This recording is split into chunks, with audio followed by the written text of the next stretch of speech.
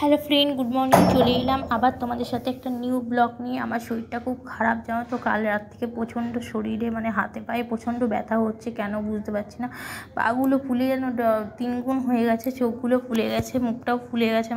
কি বলবো তোমাদেরকে, চোখে কষ্ট হচ্ছে তাকাতেও। তো সকালবেলায় কি করবো, ভালো লাগছিল না, অনেকক্ষণ শুয়েছিলাম। তো ওর বড়ি সব কিছু করে খাইয়েছে, তারপরে ভাবলাম না আস্তে আস্তে উঠে রান্নাবান্না করি। দেখো ঘরের কী অবস্থা, বাসন কোসন, ঘরটা অবস্থা তোমরা দেখলে মাথা খারাপ হয়ে যাবে। আমি কতক্ষণ আর শুয়ে থাকবো এরকম ছড়িয়ে ছিটিয়ে, বলো তো, বিচ্ছিরি করে। এই জন্য না আস্তে আস্তে উঠে পড়ি, তারপরে সব কিছু কাজ স্টার্ট করি। প্রথমে রান্না করতে লেগে গেছিলাম, আর রান্না চাপিয়ে দিয়ে তারপরে চলে এলাম ডাইরেক্ট বাসন ধুতে। আমি বললাম রান্নাটা হতে হতে বাসনগুলোকে ধুয়ে নিই। আর তোমরা সবাই কেমন আছো অবশ্যই কমেন্ট করে জানিও। আমার বুকটার মধ্যেও ব্যথা করছে, কেন জানি না। তো তোমরা অবশ্যই কমেন্ট করো তোমরা সবাই কেমন আছো। আর অতিরিক্ত মোটা হয়ে যাচ্ছি তো দিন দিন, যার জন্য এত প্রবলেম কিন্তু শরীরের মধ্যে হচ্ছে। তারপরে জানো তো শরীরের মধ্যে অনেকগুলো রোগও আছে, থাইরয়েড আছে, সিস্ট আছে, অনেক কিছু আছে। তো ইউরিক অ্যাসিড আছে, যাই হোক, তবুও যাই আছে তাই আছে। কিন্তু শরীরটা আমার মাঝে মাঝে যখন খারাপ হয়ে যায় না, এতটা খারাপ করে তোমাদেরকে কি বলবো। একটু কিছু যেন ভালো লাগে না, খেতে ভালো লাগে না, শুতে ভালো লাগে না, কাজ করতে ভালো লাগে। কাজ করতে ভালো না লাগলেও কাজ করতেই হবে, মেয়ে হয়ে জন্মিয়েছি, কাজ তো করতেই হবে, বলো। কাজ না করলে হবে? তো বর বাড়ি থাকলে বরই করে দিত, কিন্তু ওর আজকে যেহেতু স্কুলে আজকে যেহেতু ক্লাস আছে ওই জন্য স্কুলেই চলে গেছে। আমি তারপরে ভাবলাম না আস্তে আস্তে আমি করে নিই। এর জন্য এক সাইডে রান্না বসিয়ে দিলাম আর এক সাইডে কাজ করতে লেগে গেলাম। কি করব ভাবলাম শুধু ডিমের ঝোল ভাত করে নিই, তাহলে আমার কাজটাও হয়ে যাবে। 2 সাইডে বসিয়ে দিয়েছি, আর রান্না বাসনটাও মেজে নিচ্ছি, একবারে ঘরটাকেও মুছে নেবো। কী করবো বলো, ভালো তো লাগছে না মোটেও, তবুও করতেই হবে, কিচ্ছু করার নেই।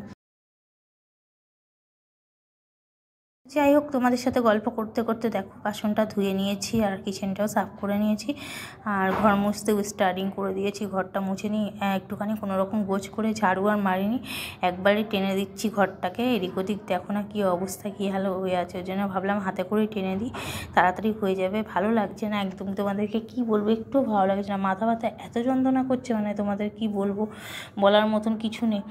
তবু করতেই হবে, কাজ না করলে নয়। যে ডেলি ঘর মুছছি, না মুছলে যেন কেমন লাগে। সে মনে হয় নিজে স্নান করলে যেরকম হাল হয়, সেরকম ঘর না মুছলে, যদি সন্ধেবেলাতেও দেখি সে কোনোদিন ভালো না লাগে যে ঘর পরিষ্কার আছে, থাক ঘরটা আজকে মুছবো না, কিন্তু সন্ধেবেলাতেও মনে হয় যেন সে কেমন লাগে, তখন গিয়েও আবার মুছে দিই। এরকম একটা হ্যাবিট হয়ে গেছে, জানো তো, না মুছে থাকতেই পারি না। তো কী করবো, এর জন্যেই তোমাদের সাথে গল্প করতে করতে কিন্তু ঘরটাকেও মুছে নিচ্ছি। আর মাঝখানে দেখো বোনের সাথে কথা বলছিলাম। আর কি করছো তোমরা সবাই বলো, কেমন আছো? আবারও বলছি তোমরা কমেন্ট করো, কমেন্ট করছো না প্লিজ, ভিডিওতে কমেন্ট করো। তোমরা কে কেমন ভিডিও চাও আমাকে একটু কমেন্ট করে জানালে আমি তোমাদের সাথে সেইভাবে ভিডিও কিন্তু নিয়ে আসতে পারি। আর ঘরটাও দেখো, যেদিনকে দেখবে শরীর খারাপ থাকবে সেদিনকে সব কিছুই কিন্তু একদম অগোছানো থাকে। তো ঘরটা যেহেতু আমার শরীরটা খারাপ আছে, সেহেতু ঘরটা অগোছানোই ছিল অনেকটা। দেখো পোছার সাথে সাথে কিন্তু একটা চকচকে ভাব কিন্তু চলে এসেছে, যদিও কিন্তু টাইলসগুলো একটু একটু কালারটা চেঞ্জ হয়ে গেছে। টাইলসের কালারগুলো সেরকম পরিষ্কার নেই। নিজের তো ঘর নয়, বলো, ভাড়া ঘরে থাকি, আর কি করব।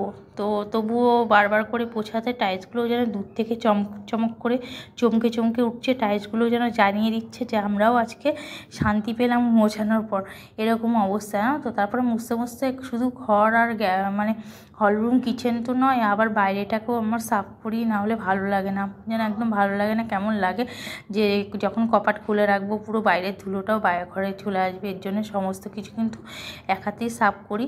আর আজকেও করছিলাম তোমাদের সাথে ভিডিও দিতে দিতে, সকাল থেকে উঠে ভালো লাগছিল না, অনেকক্ষণ বসেছিলাম। তারপর ভাবলাম না বসে থেকে কী করব, এখন প্রায় 2টোর কাছাকাছি বাজে। এইবার আমি স্নান করতে যাব, কি করব, ভালো লাগছিল না বলে আগে কাজবাজগুলো করে নিলাম। তারপরে ভাবলাম ঘরটা মুছবো না, ঝাড়ু মেরে রেখে দেবো। তারপর ভাবলাম না, ঝাড়ু মেরে রেখে দিয়ে লাভ নেই, তার চেয়ে বরঞ্চ মুছেই নিই।